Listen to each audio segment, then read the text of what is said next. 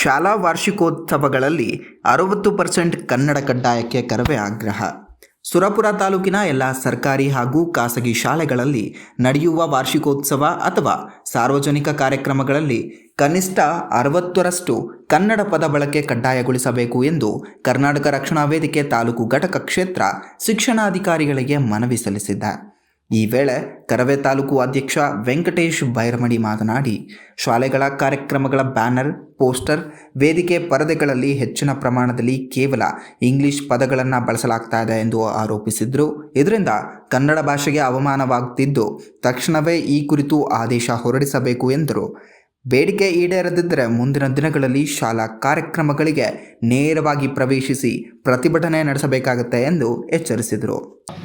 Screen ಪರದೆ ಅಳವಡಿಸಿದ್ದು ಕನ್ನಡಕ್ಕೆ ಮತ್ತು ಕನ್ನಡಕ್ಕೆ ಅವಮಾನ ಮಾಡಿರ್ತಕ್ಕಂಥ ವಿಷಯವಾಗಿದೆ. ಅದಕ್ಕೋಸ್ಕರ ಕೂಡಲೇ ಇವತ್ತು ನಾವು ಕ್ಷೇತ್ರ ಶಿಕ್ಷಣಾಧಿಕಾರಿಗಳು ಮತ್ತು ಮೇಲಾಧಿಕಾರಿಗಳು ಒತ್ತಾಯ ಮಾಡೋದೇನೆಂದರೆ, ಕೂಡಲೇ ಆ ಸಂಸ್ಥೆ ವಿರುದ್ಧ ಕ್ರಮ ಜರುಗಿಸಬೇಕು. ಮತ್ತು ಮುನ್ನಡೆತಕ್ಕಂಥ ವಾರ್ಷಿಕೋತ್ಸವ ಎಲ್ಲ ಶಾಲೆಯ ಮುಖ್ಯಸ್ಥರ ಸಂಸ್ಥೆಗಳಲ್ಲಿ ತಾವೆಲ್ಲರೂ ಕೂಡ ಇವತ್ತೇ ಆಚರಿಸಬೇಕು. ಈ ಮುಂದೆ ರೀತಿ ಘಟನೆಗಳಾದಂಥ ಮರುಕಳಿಸದಂತೆ ತಾವು ಕ್ರಮ ಜರುಗಿಸಬೇಕು.